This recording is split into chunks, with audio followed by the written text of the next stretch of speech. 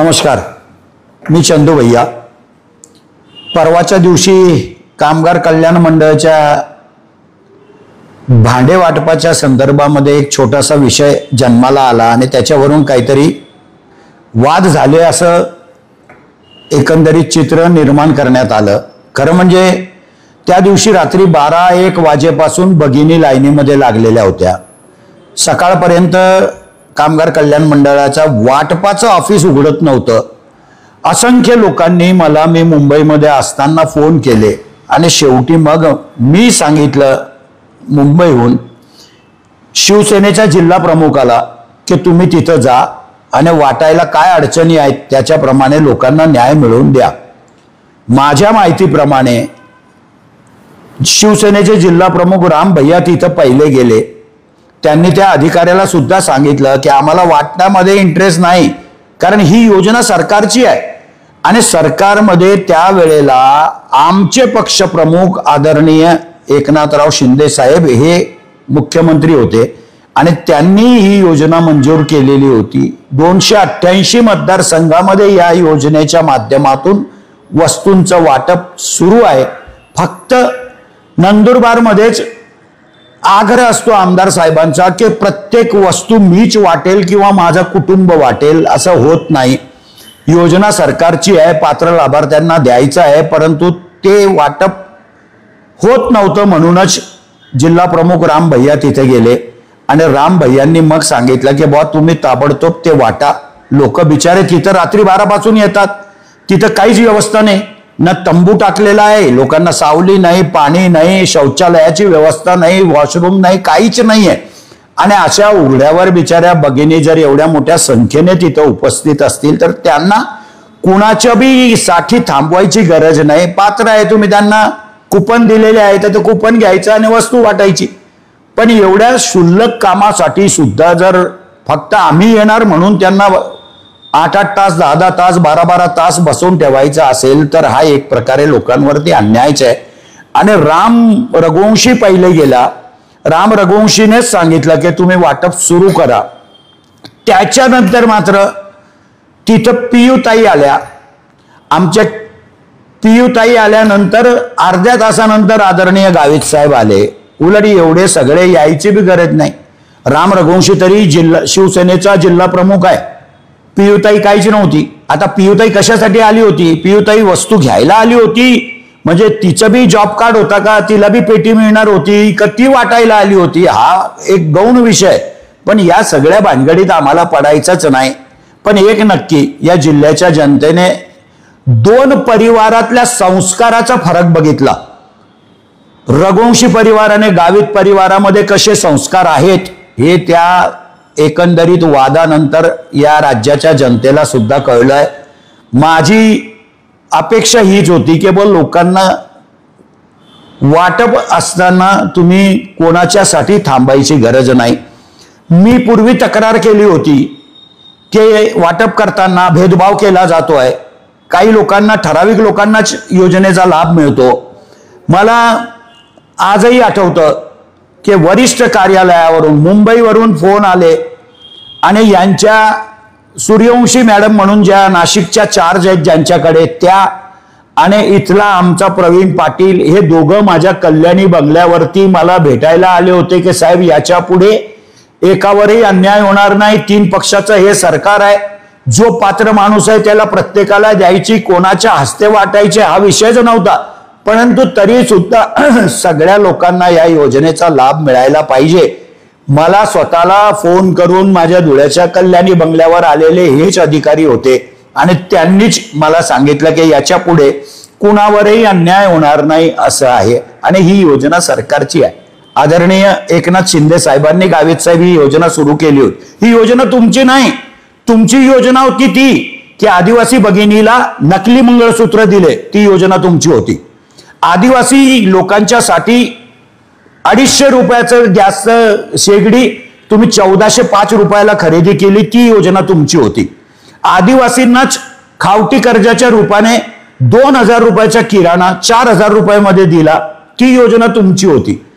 आदिवासींना निकृष्ट दर्जाच्या शेळ्या मेंढ्या वाटप करण्यात आल्या, ज्या 1 महिन्याच्या वर त्यांच्याकडे टिकल्या नाहीत, जाऊन त्याचं ऑडिट करा वाटल्यास, लोकही तुम्हाला सांगतील ती योजना तुमची होती. आत्ताही आदिवासींना गायी वाटप केल्या. मी तुम्हाला चॅलेंज देतो, चला आपण दोघं आणि सरकारी यंत्रणा बी घ्या, किती गायी शिल्लक आहेत. तिथे गायीचे नाही, 20-20 हजार रुपये कुठल्या तरी लोकप्रतिनिधीने बी प्रत्येक गायीमध्ये पैसे घेतले. प्रसंगी त्या आदिवासी लाभार्थ्याला गायच दिली नाही आणि 10-20 हजार त्याच्या हातात देऊन टाकले, त्याच्याकडनं पोचपावती घेऊन टाकली. आजही 50% गायी नाही शिल्लक आपल्या जिल्ह्यामध्ये, आणि ती योजना बी तुमची होती. अशा भ्रष्टाचाराच्या योजना आम्ही तक्रार केली. आम्ही जर तक्रार करतो आणि ती योजना जर बंद होते, याचाच अर्थ ती योजना फॉल्टी होती किंवा तिच्यात भ्रष्टाचार होता. नाही तर आम्ही तक्रार केल्यावर योजना बंद व्हायलाच नको, पण आम्ही तिथं तक्रार करतो जिथं भ्रष्टाचार होत असेल. तुम्ही सगळ्या योजना आणल्या गावित साहेब असं म्हणणं अत्यंत चुकीचं आहे. योजना सरकारच्याच असतात आणि राम रघुवंशीने सुद्धा तेच सांगितलं त्या दिवशी की आमदार जरी घरी असला, कुठला आमदार जरी चालला गेला तरी सुद्धा योजना चालू असते, लोकांना लाभ मिळत असतात.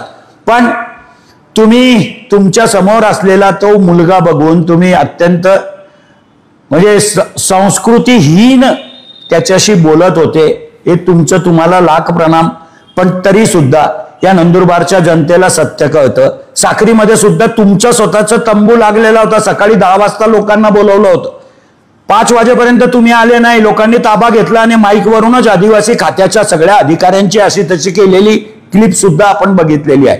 आणि अशा वेळेला ज्या भ्रष्टाचाराने बरबटलेल्या योजना होत्या त्या तुमच्या होत्या, आणि ज्या लोकांच्या हिताच्या योजना आहेत त्या शासनाच्या आहेत. आणि म्हणून माझी विनंती आहे तुम्हाला की ही योजना तुमची नाही. ही योजना या राज्याचे लोकप्रिय मुख्यमंत्री तत्कालीन आदरणीय एकनाथ शिंदे साहेबांच्या काळामध्ये सुरू झाली आहे. त्यांनीच लाडक्या बहिणीची योजना आणली, त्यांनीच वृद्धापकालीन माणसांच्यासाठी योजना आणली, त्यांनीच तीर्थदर्शनाच्या योजना आणल्या. लोककल्याणाच्या सगळ्या योजना या आदरणीय एकनाथ शिंदे साहेबांनी आणल्या. आणि भ्रष्टाचाराच्या सर्व योजना त्या आदिवासी खात्याच्या माध्यमातून तुम्ही आणल्या. तुम्ही म्हणतात की सगळ्या योजना मी आणल्या नाही. या जिल्ह्यामध्ये सर्वात जास्त भ्रष्टाचार करणारा जर कोणी लोकप्रतिनिधी असेल तर त्याची ख्याती तुमचीच आहे, आणि हे तुम्हाला सुद्धा माहिती आहे. माझा साधा प्रश्न एकच तुम्हाला, गावित साहेब, सगळ्या योजना तुम्ही आणल्या, एवढं लोकाभिमुख तुम्ही काम करतात, तुमचं कुटुंब लोकांसाठी जीवाचं रान करताय. सकाळी 7 वाजल्यापासून तुमच्याकडे लाईन असते आणि तुम्ही लोकांचे प्रश्न दूर करतात आहे. असं असताना तुमच्याकडनं आदिवासी खातं का काढलं, तुम्हाला मंत्रिपदावरून का हाकललं, याचं उत्तर जर तुम्ही या जिल्ह्याच्या जनतेला दिलं तर मी पण तुमचा आभारी राहील आणि जिल्ह्याची जनता बी आभारी राहील. हे राजकारण करायची वेळ नाही.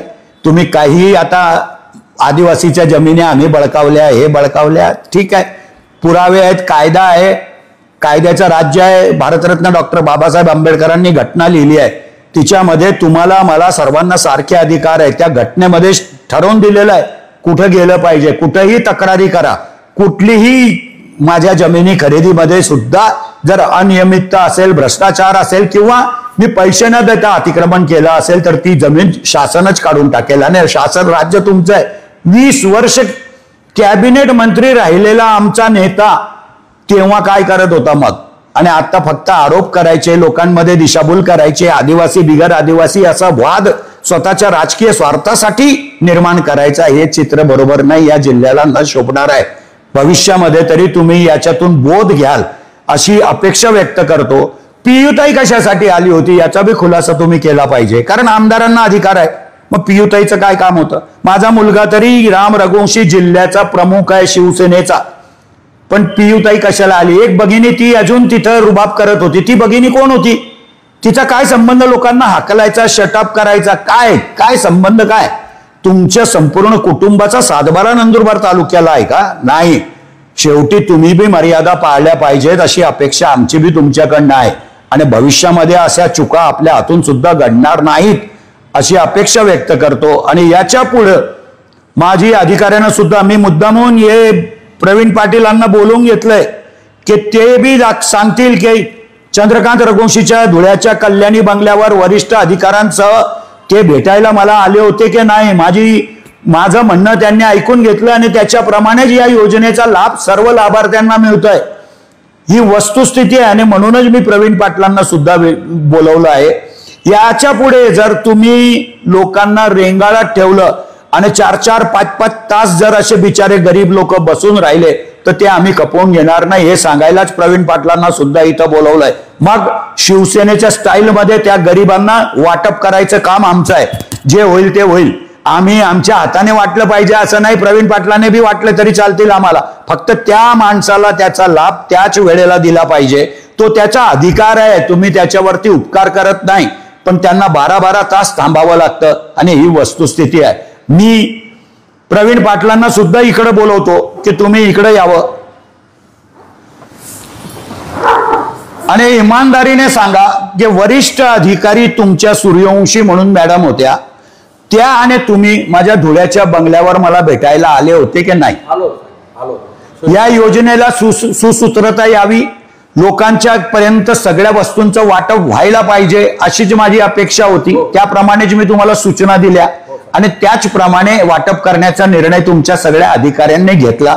मी तेव्हाही सांगितलं होतं की माझ्या हस्ते मला वाटायचं नाही, कारण या राज्याच्या मुख्यमंत्र्याची योजना आहे. मग काय पूर्ण महाराष्ट्र मुख्यमंत्री वाटायला जातील का? नाही. शेवटी वाटायचं काम हे लोकांचं आहे. अधिकाऱ्यांनी वाटलं पाहिजे खरं म्हणजे. पण इथं लोकप्रतिनिधी येत असतील तरी आम्हाला काही हरकत नव्हती. पण 3 पक्षाचं सरकार असताना कोणावरही अन्याय व्हायला नको हे मी तुम्हाला पहिल्याच दिवशी सांगितलं. आणि लोकांना ताटकळत ठेवू नका. लोकांना लवकरात लवकर लाभ द्या. याच्यासाठी तुम्ही माझ्या बंगल्यावरती वरिष्ठ अधिकाऱ्यांच्या सह आले होते. हे खरं आहे का खोटं आहे? आता 50,000ची तुम्ही 50,000च्या लाभार्थ्यांची यादी वाढवून घ्यावी असं तुमचं एक कोणीतरी कारकून तिथं बोलत होता असं मला वाटतं. कोण होतं ते? कारकूनच होते का तुमच्या विभागाचे?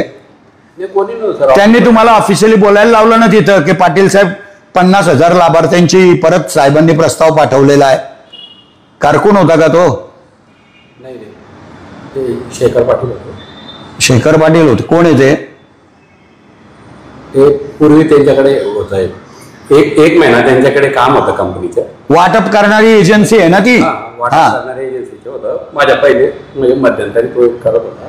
पण ते असं जसं तुमच्या विभागाचे कारकून आहेत असं त्यांना पूर्ण माहिती होती आणि ते काल सांगत होते काहीतरी.